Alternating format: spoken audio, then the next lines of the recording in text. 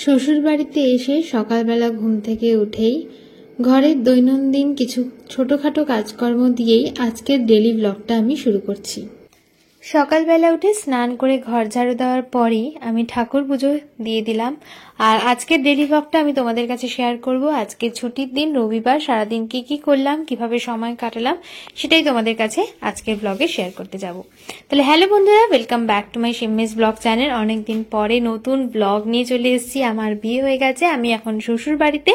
তো শ্বশুর বাড়িতে আমি ছুটির দিন রবিবার কিভাবে সময় কাটালাম সেটাই আজকে তোমাদের সাথে শেয়ার করতে চলেছি। তাহলে চলো শুরু করা যাক আজকের ব্লগটা। এখন আমি পুজো দিয়ে দিয়েছি, পুজো দিয়ে তারপর রান্নাঘরে যাব, আর রান্নাঘরে গিয়ে কি করি আজকে সারাদিনে সেটাই তোমাদের কাছে শেয়ার করছি।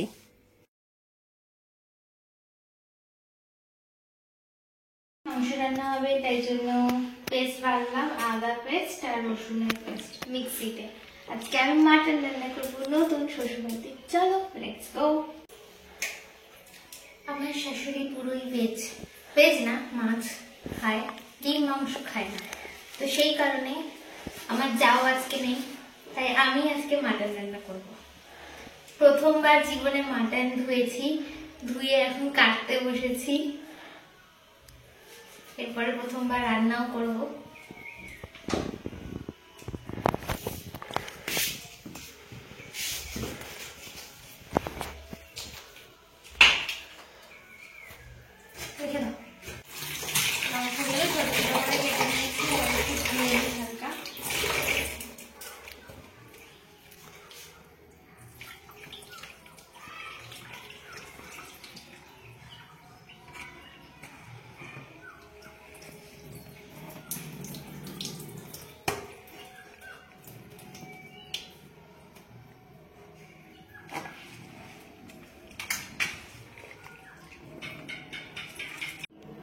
এই যে পনিরের পকোড়া টাইপের, আমার শাশুড়ি পনির দিয়ে পকোড়া খেতে দিয়েছে এখন।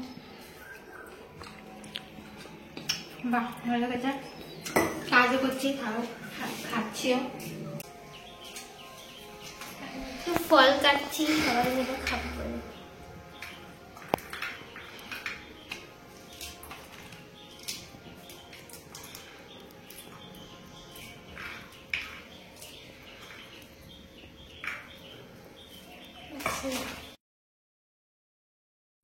তো এখন আমি মাটন রান্না শুরু করব। কড়াইটা গরম হওয়ার পর তেল দিয়ে দিয়েছি। তো মাটনের প্রিপারেশন আমি যেমন পেরেছি, প্রথম ড্রাইভার বলে কথা, যা মনে এসেছে সেইভাবেই রান্না করেছি।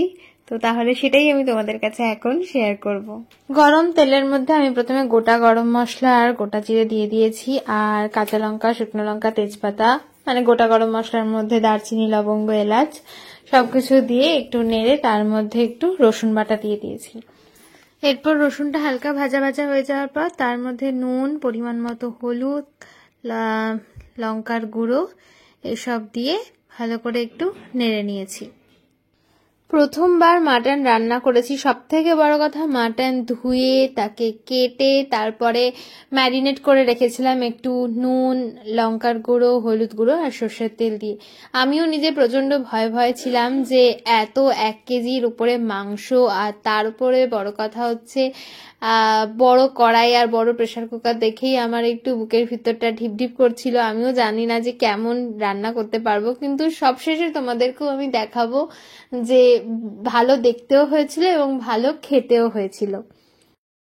আমার শাশুড়ি সবকিছু মশলার অ্যারেঞ্জমেন্ট করে দিয়েছিল। পেঁয়াজ কেটে, আদা কেটে, রসুন ছাড়িয়ে সবকিছু রেডি করেই আমাকে দিয়েছিল। শুধু যেহেতু আমার শাশুড়ি মাংস কোনোদিনও খায় না এবং রান্নাও করে না, সেই কারণেই আমাকে দিয়েছিল রান্না করতে। আর এটা আমার সৌভাগ্য যে আমি সবাইকে প্রথমবার মাটন রান্না করে খাওয়াতে পেরেছি এবং সাকসেসফুল হয়েছি। তো এখন তোমাদেরকে আমি দেখাচ্ছি, আমি টমেটোগুলো কেটে নিচ্ছি, আর বাকি আদা রসুনের পেস্ট আমি মিক্সিতেই বানিয়ে নিয়েছিলাম। তো এখন পেঁয়াজটা হালকা কষিয়ে নেওয়ার পর আমি টমেটোগুলো দিয়ে দেবো। তার আগে একটু আদা বাটা দেবো, তো চলো বন্ধুরা, ব্লগটা তোমাদের কেমন লাগলো সেটা অবশ্যই কমেন্ট বক্সে জানাতে থেকো।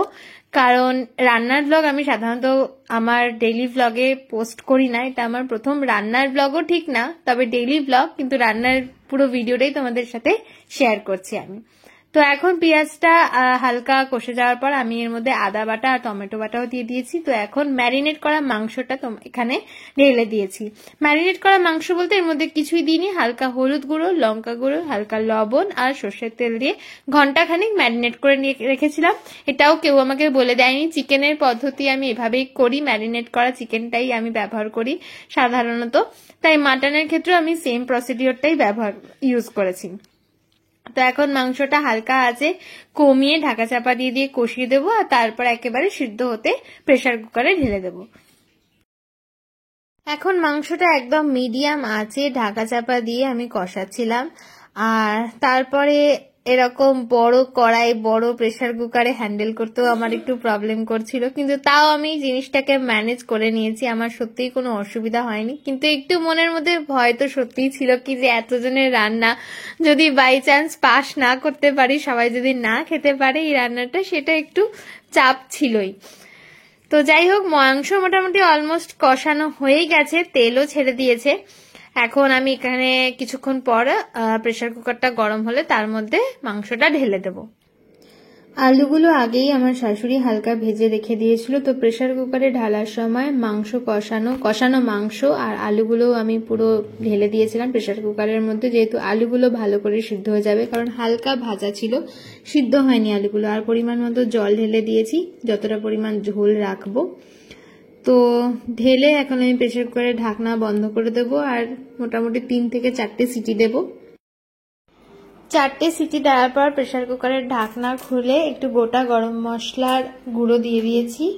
তো গোটা গরম মশলার গুঁড়ো এখানে ছড়িয়ে দেওয়ার পর সেন্টটা দেখলাম দারুণ এসছে, এবং একটু টেস্ট করেও দেখলাম হালকা নুন কম আছে, কিন্তু সেটা আমি পরে নুন ছড়িয়ে দিয়েছিলাম।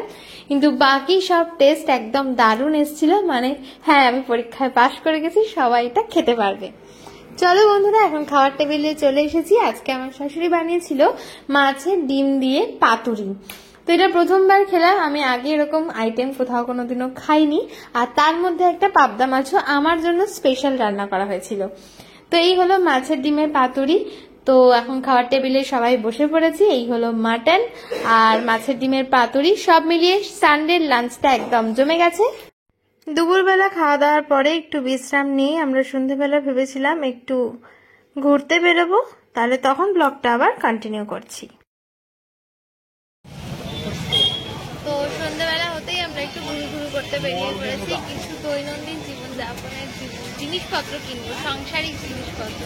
তো এই যে দুজন বেরিয়ে পড়েছি, এখানে নতুন হেলমেট কালকে কিনে এনেছি, এতে দুজনের নতুন হেলমেট পরেছি। দেখো আমারটা ভায়োলেট কালার, ওটা ব্ল্যাক কালার, দুটো।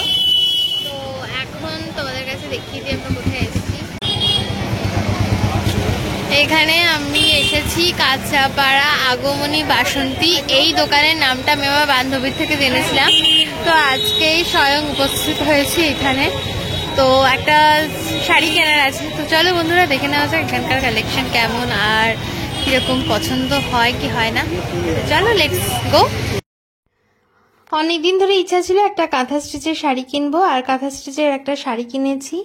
এই শাড়িটা আমি বেসিক্যালি মায়ের জন্য কিনেছি, তো পরে আমি আবার পরবো। তো আমার পছন্দের কালার ওয়াইজই কিনেছি, আশা করি মায়ের পছন্দ হবে। তো কাঁথা স্টিচের শাড়িগুলোর মধ্যে খুব বেশি দামও না, একদম রিজনেবল দামের মধ্যেই ছিল, এবং পছন্দ হবে। কালারগুলো প্রত্যেকটাই আনকমন কালার ছিল, এবং অনেক ভ্যারাইটির শাড়ি আছে যেগুলো মানে আমাদের বাজেটের মধ্যেই ছিল, একদম এক দেখাতেই পছন্দ হয়ে যাচ্ছিল। তোমরা যদি কারুর গিফট দিতে দেওয়ার থাকে বা শাড়ি কেনার থাকে, তোমরা অবশ্যই কাঁচরাপাড়ার এই আগমনী বাসন্তীতে আসতে পারো। ভীষণ ভালো কালেকশন, তোমাদের কিন্তু এক দেখাতেই পছন্দ হয়ে যাবে। তো যাই হোক, আজকে আমি একটা কাঁথা স্টিচের শাড়ি নিয়েছি এখান থেকে। তারপর আমরা এখান থেকে কিছু কেনাকাটি করে এরপর বাড়ির পথে রওনা দেব।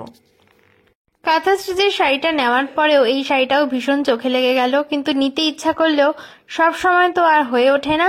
তাই আর এই শাড়িটা নিলাম না, ওই একটা শাড়ি নিয়েই আমরা চলে এলাম ওখান থেকে।